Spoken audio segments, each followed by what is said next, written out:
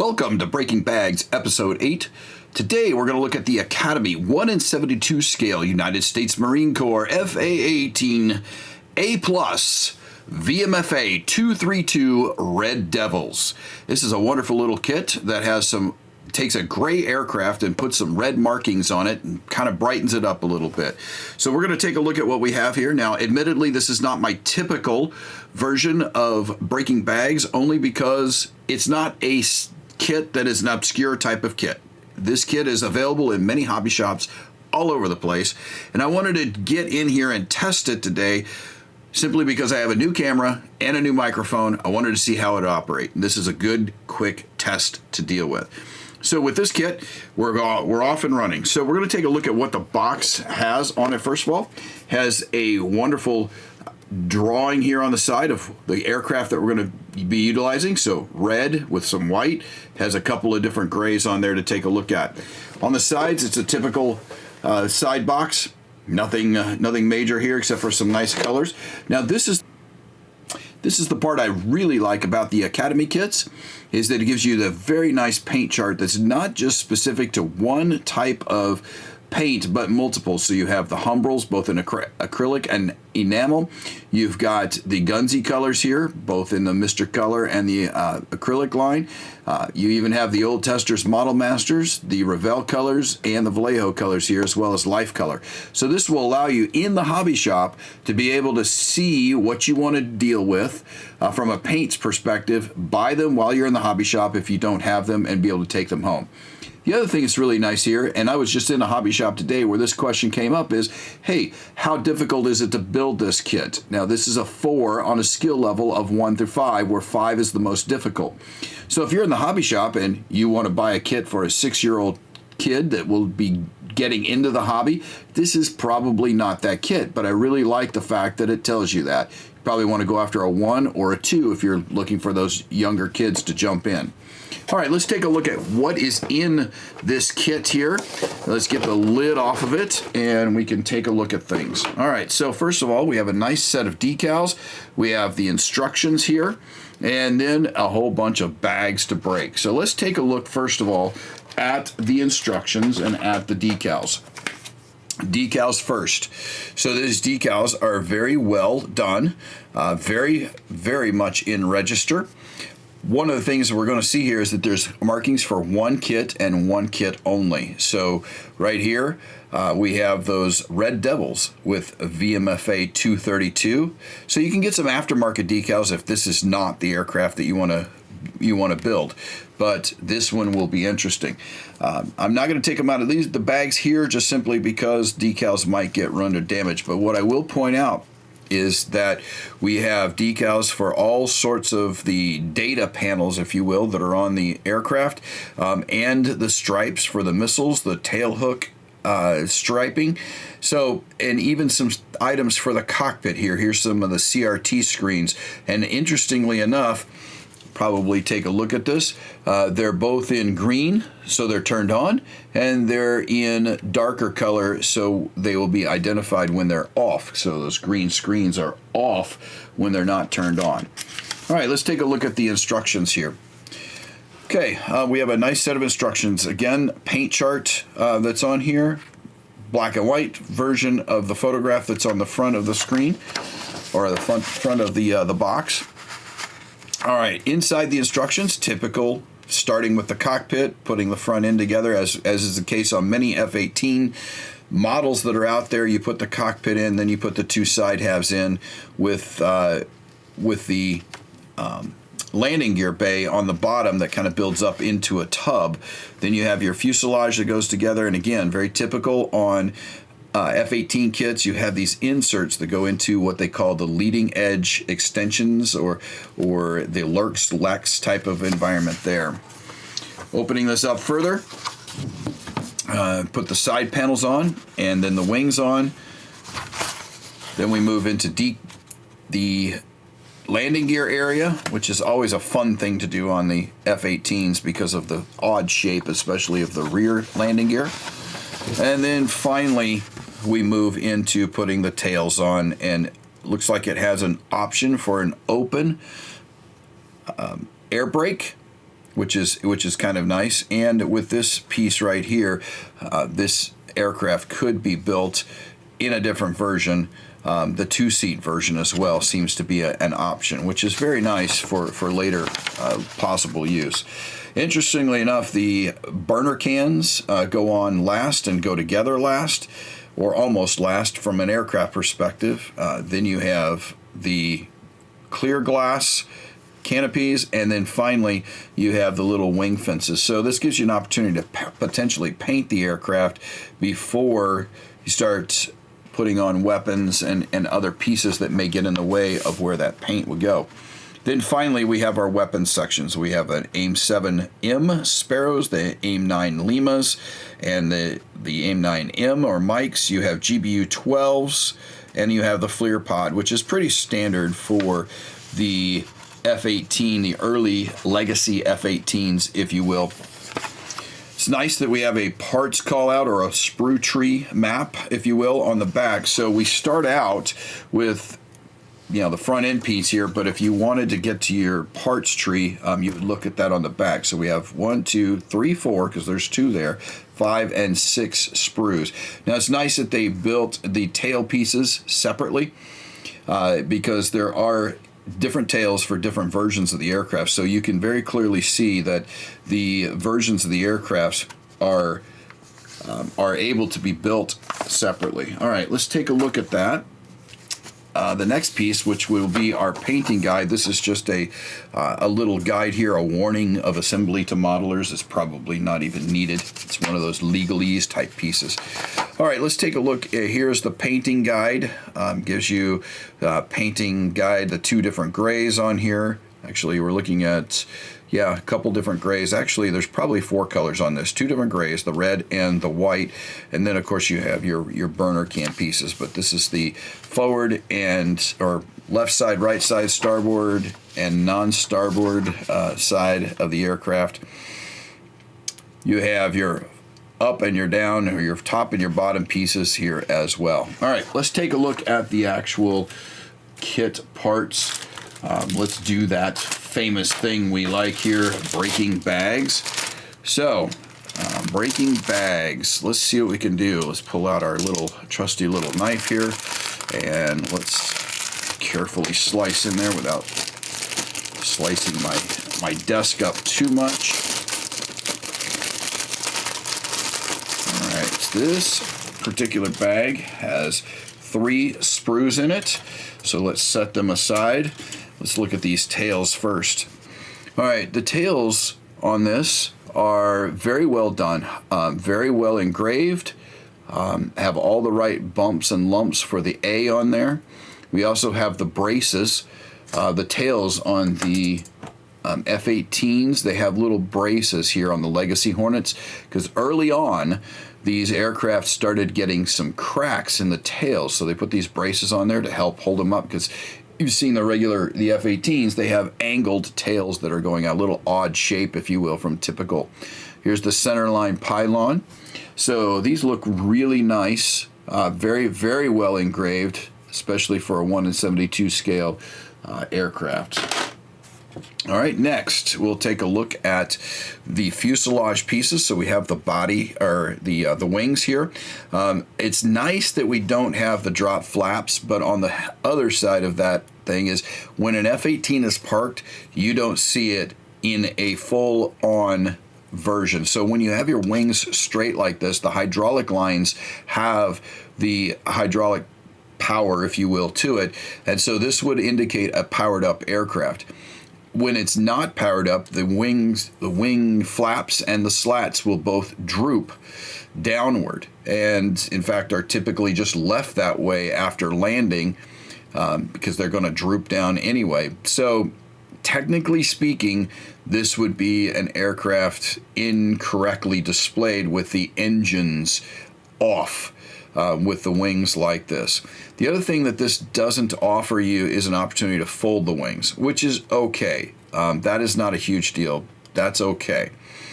So, yeah, you know, the wings are very well done. You have the pieces here, the holes in here, the guide pieces, if you will, for the weapons pylons. They're well done. If you can overlook the fact that when it's sitting on the ground, it should be drooped, one of your options is to buy an aftermarket set that's available from, let's see who they are available. It's a Korean company. Anyway, I'll think of it later, but there is a Korean company out there that works very closely with Academy, as a matter of fact, that will replace your entire wing set with drop flaps and, if you wanted to, with wing folds. Now, I do like the fact that you have your missile rail on the end here, because these are notoriously hard on other kits to actually glue on and get on correctly, because there's a slight angle downward. Don't know if you could see it here, but in the real aircraft, there's a slight angle downward, and they are attached to the wing right here, which can be a little tough to glue in place. All right, this right here, this is the intake lip, if you will, or the boundary layer, and inside that boundary layer on the real aircraft, there's kind of a not really a what do we call it? Not vents, I guess you would call them. Not really vents here, but there's some holes there to kind of disrupt the air as it flows into the intake.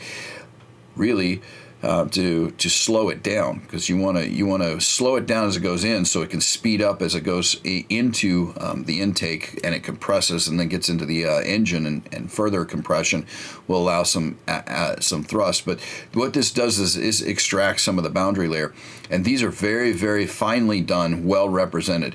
We have our landing gear here, the rear landing gear, also again very well done. Of course, you're missing some hoses and things like that, but what would you expect on a 1/72 scale aircraft?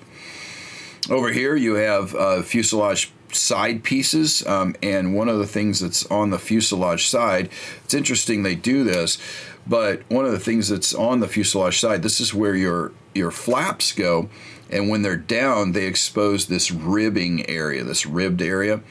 And it's interesting that they engrave those, but yet they have the flaps up where you won't ever see them unless you, of course, put on that extra aftermarket resin wing. Now, I just remembered who does that wing. It's called Wolfpack Designs.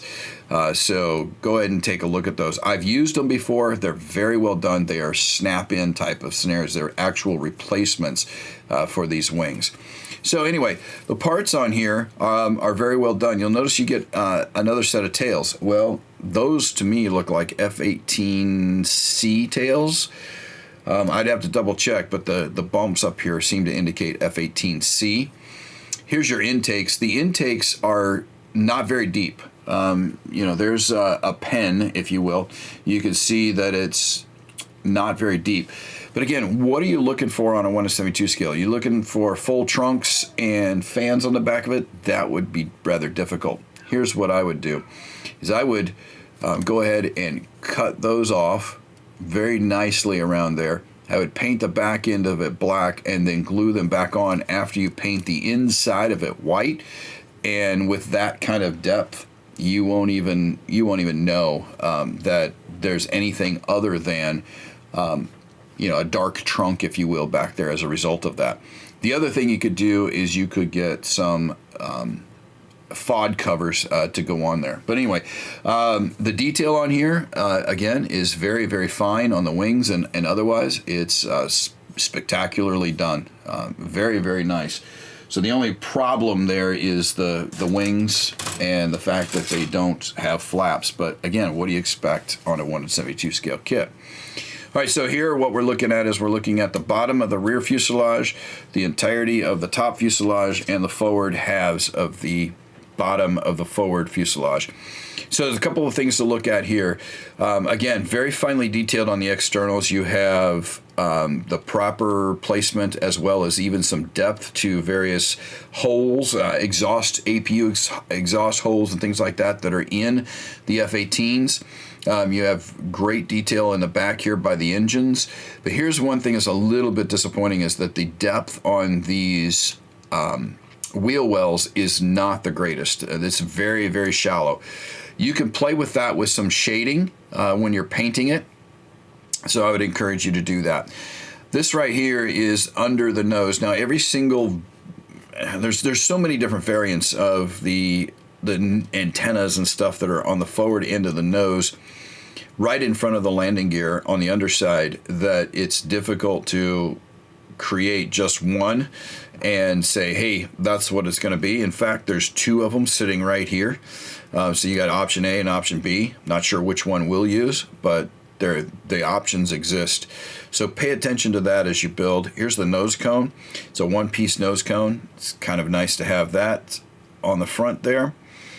Again, landing gear for the front end of the landing gear. It's a little shallow, but it's better than the rear. I mean, that shallowness right there, it can be worked in with some pre-shading or shading pieces. The cockpit here, this is the cockpit piece for the instrument panel, and it looks to be well done, rather well engraved. Can be, you know, those decals earlier could be placed inside of those CRTs or multifunction displays. Actually, they're not CRTs, MFDs can be placed in there, and that will really liven it up. Landing gear here, the forward landing gear has a lot of great detail on it, including your tow bar, if you will, for your launch bar for your carrier launching. On the rear side of this, or on the upper side, you have your bird slicers here, which, depending on the aircraft you model, you might need to remove. Your gun ports are here, and the exhaust port for the guns, there is one gun, I'm sorry, right off the center. The exhaust ports for that gun are well represented there.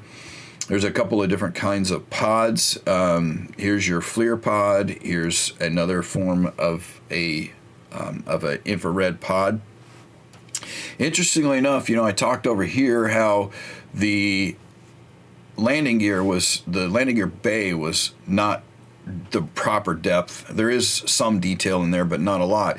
But then you get back here to the bay for the air brake, and it is very well represented, maybe even slightly too deep. But that's where the air brake would go, and it's well represented there. So it's a nice kit, definitely a nice kit. All right, let's take a look at breaking the next bag here, which is actually two sprues in here, but we aren't going to look at both of them because they're identical. So I'm only going to take one of them out. See what we have. Well, what you got here is anything that would be duplicated. So what do you have? You have your afterburner cans right here, and the back, the interior of the afterburner cans. You've got a couple weapons. You've got wing pylons. Again, you have the AIM-7 missiles, which probably would only be carried on one side here. You've got your AIM-9 missiles, your sidewinders. You got your tail pieces. You got your gas bags, I should say, there. So these are just some small parts, if you will, where you would have need for two of them. And again, very finely well done detail. This is on the back end this is the interior of the burner can. Very well done right here. This is the flame holder. Very well done. You can kind of see that. So yeah, no complaints here at all. No complaints there at all. So let's take a look at the final piece, which will be the clear parts. Not afraid to take those out. So they definitely make this a single-seater, even though the aircraft has options for the two-seater. I meant to show you that. Okay, so this is the cockpit tub. You can see the option in the back seat here. This will be covered. This option will be covered up by here, the canopy piece, and then this piece that goes across the spine will cover up the back seat. So your two seat would have another opening right here, and on the sprue E that's duplicated that we were talking about earlier, you do get two seats. You get one seat here and one seat on the other one. So it is set up very well for a two-seat option. All right, let's take a look at the clear parts here, and they are very clear. There is no No, actually there is. There's a little bit of a center seam that goes down here. So to fix that, we'll just scrape that off and it should be good. I like how they've done this very very thick, detailed section here. Not really detailed, but the thick section here to protect the front windscreen from falling off, as well as protect it from scratching. They kind of did the same thing here with the single seat canopy. So I like how they've done that. You can see how in depth that is. It's the height of all this here. So extremely well done. The canopies are clear. Unfortunately, you're going to have to scrape that piece off right there in order to get that center seam down. But overall, I would say this is a wonderful kit. Aftermarket for the wings. See here you go. Here's the wings drooped in the parked position like it's supposed to be. So aftermarket perhaps for the wings to make it perfectly correct. But other than that, the detail is there. It's wonderfully done, and it will build up, I'm certain, into a nice kit. Now, what would have made this better? The landing gear bays. They had one solid piece, if you will, to cover the landing gear. The landing gear flaps or the landing gear doors, if you will, so you could see they're all individual pieces. I wonder if they'll go together well or not. If you were to try and cover it, because then you could put it as an in-flight model. The other thing is you can't really do it in flight unless you find an aftermarket pilot, because I don't see a pilot in here. So it leaves you with a couple of options. Like I said, get resin wings to replace, or suck it up and realize it looks like a decent kit without it. How does it compare to other kits I've looked at? So other 1/72 scale kits on the market, the Hasegawa kit that's out there, also has the straight wings without the droops. I don't know of any 1/72 scale legacy Hornets that have the dropped flaps. I'm trying to think. The Italeri kit does not. This one does not. So I would say aftermarket's the only way to go. In fact, even the Super Hornet kits, 1/72 scale in Hasegawa, they don't have the drop flaps. You have to replace as well. So that's the route to go to make it an outstanding kit. I could see how they're very detailed. I suppose you could really be a modeler too, and you could probably cut these and work them that way, but then you also have to cut the actuating pieces and figure that out.